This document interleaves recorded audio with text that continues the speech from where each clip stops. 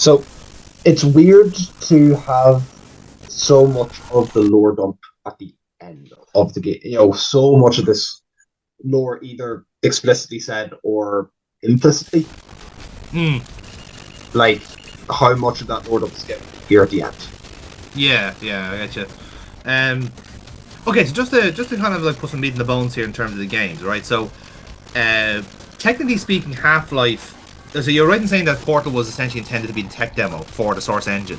Um, Half Life was actually Valve's first ever game. Yeah. Um, so that came out in 1998, and obviously Black Mesa was like they had quite a long time after that. But um, but yeah, so then they had all different games like Team Fortress, Counter Strike, coming going in between the years 2000s, and then you had different Half Life games coming out like Source and I think there's another one. I think what was the other one? Blue Shift I think was another one there that was done as well. So they're all kind of like different little apocrypha to the actual Half Life. Half Life 2 was out there in 2004 and Okay. got various different relaunches on different consoles. And then we had like Half Life 2 Episode 1 and Episode 2 that came out in '06 and '07. Portal Lane came out on the same year. That was in the orange box, and that's where people actually saw Portal for the first time. Um, and actually played it for the first time. People loved it. Hence, there was clamoring for Portal 2, which we got eventually. I think it was. Let's see, me do a double check there. Portal 2 is like 2011. So that 2010, was 2011, I think. yeah, yeah, exactly. So it was like like 4 years later, we got Portal Yeah. 2, and in between then, Valve had done the two Left 4 Dead games and a couple of other things, and then we had Dota and Half Life Alyx is the most one of the more recent ones before Counter Strike 2 came on. So I would say I wasn't aware of Valve until Portal 2 came out. Yes, Like, basically, that was me in college whenever that happened. yeah, And I can remember we were, I had a house share with a couple of other nerds, and I had gotten Portal 1 through whatever means you had to get them back in those days as per yep, students. absolutely. But there's me playing it away. Next thing, I get a bang on the door, and housemate had said, "I have overheard you playing Portal. How far are you?" Like you could tell Mm. by the sound effects and the moving doors sound effects. He knew Yeah. that's a sound of Portal. I have to go talk to him. He's enjoying Portal. I mean, Um, yeah, it was one of those ones where like it's almost like you found it almost like it was almost like a treat, like a secret treat. Like I can't remember like the modern day equivalent that is because like every game is kind of like over marketed to a certain degree. yeah. Like Portal was like a pleasant surprise. It's like Oh yeah. you found like a fucking like a really nice restaurant somewhere and like your taste buds have exploded. Kind of way. It's Yeah. a kind It's of a equivalent. look, and it's nice and short. It's a lovely evening treat. Yeah. And the best thing I can compare to in modern times is like at least me with my kind of racing game, kind of like reliance is probably Art of Rally, because that game like is very minimalist, very simple, but the gameplay is fucking fantastic. Like it's really Mhm. really good. It's just like it's the most purest racing game I've ever played, you know. But it's the same way where like you're not necessarily expecting that level of like quality, and then you're Yeah. thinking this is perfect. Like it, fuck the graphics, fuck the story mode. Let's just drive, kind of way. Um, so it's just nice to have like something like that that's just a pure kind of thing, and that's what Portal is. It's a very pure experience, like one of the purest puzzle games you're ever gonna get. Yeah. Also a lot of fun. Yes, Portal is like that can't be that can't be overstated as well. Portal is just a very fun game to have. it is. Uh, Yeah, absolutely. And Portal 2, I personally enjoyed it. Some people just prefer the actual like the as it were the kind of naivety of the first game where it's just like it's just puzzles. Whereas I actually did quite enjoy the backstory and the plot battle of two. well, Um, the puzzles of Portal One, I had that was one of the first things as myself and Burkbot started going out. yeah, Was I got Portal One, and I had okay, let's here might be a fun evening's activity is to go through that because Portal Two has co-op. yeah, Mm. that can be something fun, like as a as evening activities. But you have to get through portal one first, and Workbot got to one particular puzzle that she could not solve, Yeah. and I picked it up. I was familiar-ish with the puzzle from having done it before. Tappa, tappa, tappa. I got it done. Workbot Mm. gets mad. She comes at me with a knife. Yeah. Absolutely normal. Absolutely fine. Not an Yeah. issue whatsoever. No, not a red flag. I'm sure I'm colorblind, so I mean, he's recovered well from it. True, true. Yeah. I mean, just to kind of like to have the most opposite experience, right? I remember there was a birthday party up here one time for myself, and this is back now, well back in college before I actually kind of met yourself, James, and before we got proper talking to you, Casey, because I knew we were in the same college. Again, this is well behind the scenes here, ladies and gentlemen. But like, I've met Jay. Me and Casey know each other since primary school, yeah. completely indirectly. We've gone to the same By the primary way, school, folks, they secondary. they went to school in a castle. Yeah. Okay. Don't fucking make it sound like it's goddamn Hogwarts, all right? Because Hey, German Castle is not Jesus fucking Christ, Hogwarts. no. sorry, your school had a moat. Yeah, we don't have a sorting hat, James. If there's a sorting hat, there's probably fucking drugs in it. All right. So it's like, what house are you in? Oh, I'm in fucking house amphetamine. I think. I don't know. Sorry, Um. your school had a fucking moat. A walking Yes, mode. a working mode as well, and there were swans in it. Anyway, moving on. So yeah, so we've known each other, but like we only got actually talking from like it's like I know you from college, I know you from wrestling. Let's be friends. Boom, there we Yeah. go. So 20 days, like when we start being friends. Like when you go from knowing each other to be friends. So there's that knowing, the other knowing, now we're friends. yeah, And exactly. Yeah, actually putting a name to the face, as it were. But yeah, so this is before you guys are around. So we had Aaron, who's obviously family on the channel. We had Adam and two friends of the family, which is Rish and Joey. Shout out to you, chaps, if you're still around or listening to the channel. And basically, we left Aaron and Rish to play Portal 2 co-op. So let them work away to themselves, and they were solving the puzzles. Now, there are some puzzles that are quite convoluted, Yeah. and it requires a little bit of thinking, as you well know yourself, James, from your potential like violent attack. But these lads took half an hour, 45 minutes on each puzzle.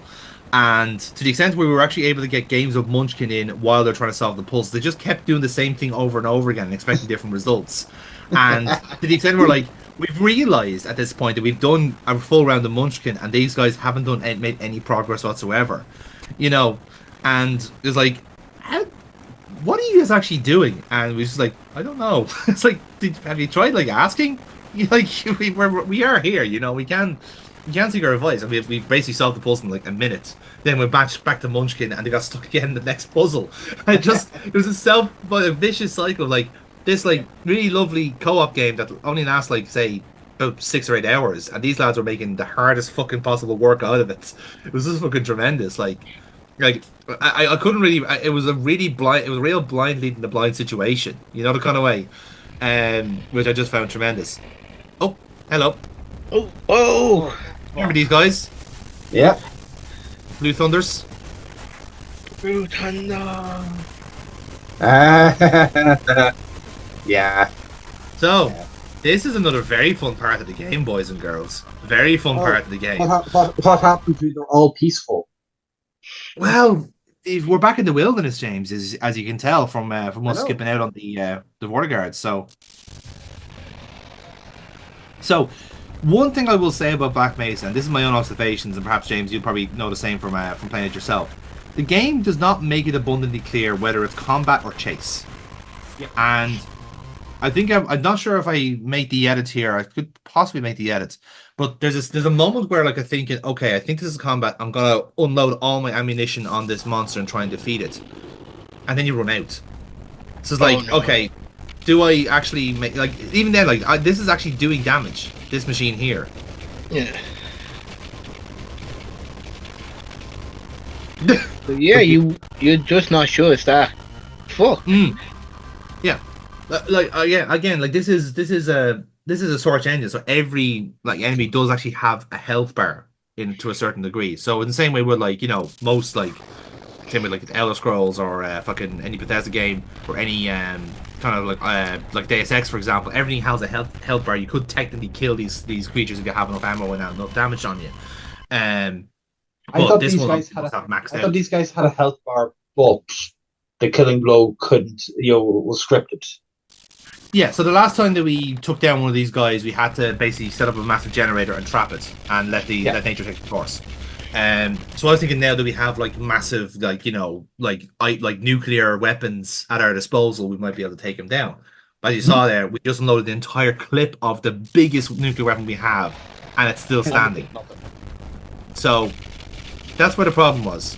Okay, I did think he just cut in. This is hilarious, right? So I went into into its cave, and it wasn't scripted to go in, so it's just standing there and take the hits. So, Black Mesa, I'd like to report a bug. So again, this is what I'm saying, that the game doesn't make itself clear whether it's a chase or a combat, because you can see it's flinching. It is taking the hits, and like you can see this. It's registering them, but you don't know if I still don't know if it have a health bar that's going to die. Yeah, exactly. And look, I'm not one to say now with the kind of complaint that there is no health bar. Like that obviously would be nice. Don't get me wrong, but just for the sheer fact alone that like you are just following your nose here and you're trying to make sense of everything, and for a game that relies so much on visual language, just these things are just very, very misleading. And that's perhaps what the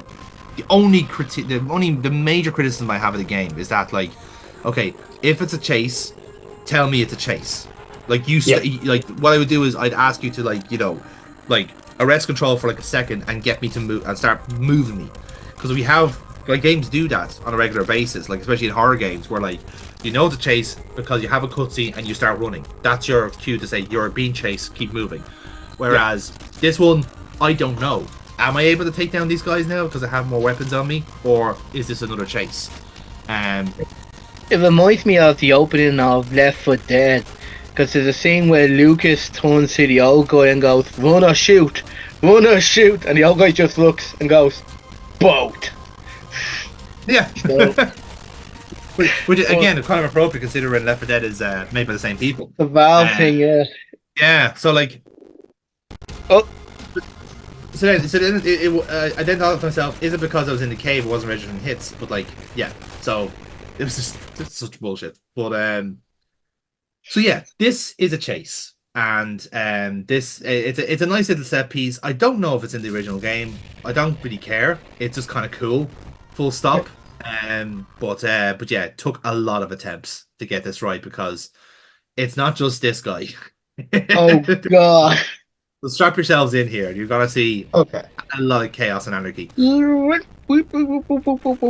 at this point, had you accepted, okay, this is not a fight? Yeah, do you know why? Because I realized that there was a path, and that's the only way I could tell that this is a chase, because the game was actually like showing basically indirectly telling me where to go. You're moving like a man with a mission. Yeah. It's also why I'm holding a revolver, because like I'm able to move quicker with it as well. I forgot that I'd get right up into its grill, like. And then basically you run it. Basically stands where you just start running out of road and you realize, oh fuck, I'm about to take a wrong turn. Or, it's you basically went down the wrong way.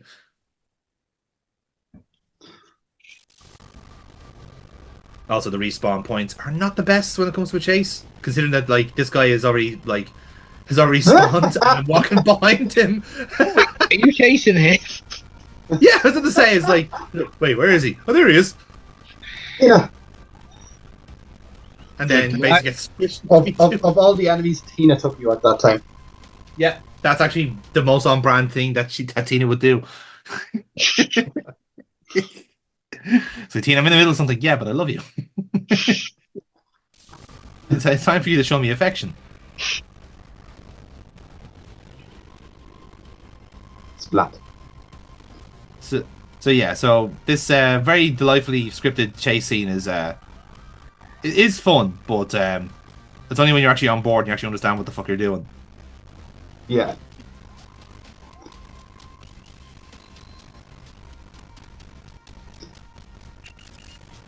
How are you supposed to see that path? Weirdly enough, like the little platforms and precipices you see there are actually like launch pads. Well, not launch pads, but they're like you walk Hmm. up them and you make the distance that way. No, so I will say if I had any faith, like there are like I'm seeing this and seeing these pathways, and I know that when you're sitting in the driver's seat, Yeah. the pathway can make itself appear more clearly to you. Mm. But as I'm watching this, I'm like I don't see the pathway Yeah, that's the thing. I am like purely just like going. I'm going like on, moving on instinct, as it going were. by instinct. Yeah. Yeah.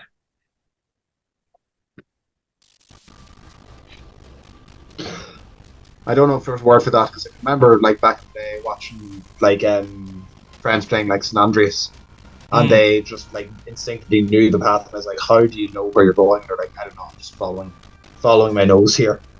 Yeah, pretty much. Like I mean, like this one, there is like a very clear path. It just doesn't look like it because there's so much going on. You know what I Yeah. mean? You're being chased by big blue monsters. So like the game is like very effective in like getting you to be in panic mode when you are literally running for your life. You know. Yeah.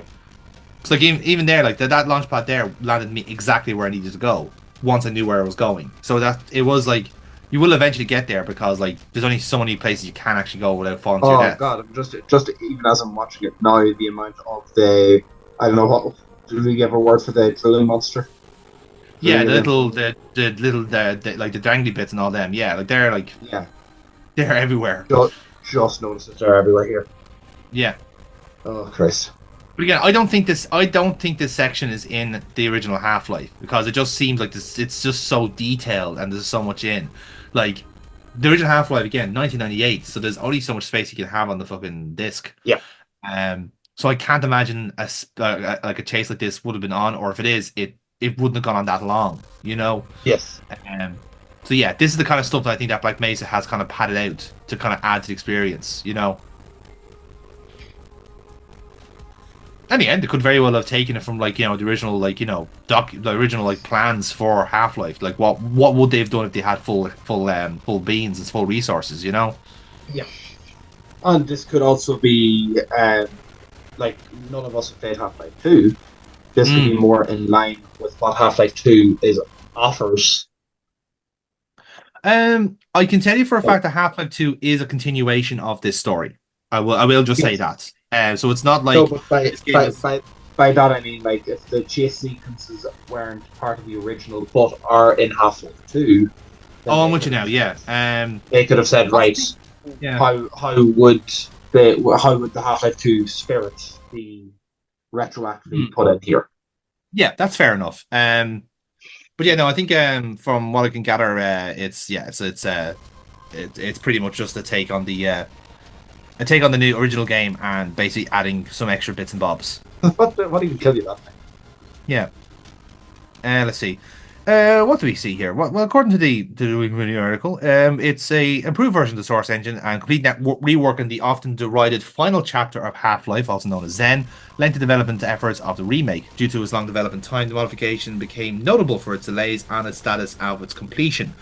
Um, Major changes include reskin collection of textures, models, and NPCs, a longer runtime, altered level and puzzle design, along with different enemy AI and additional dialogue and story elements.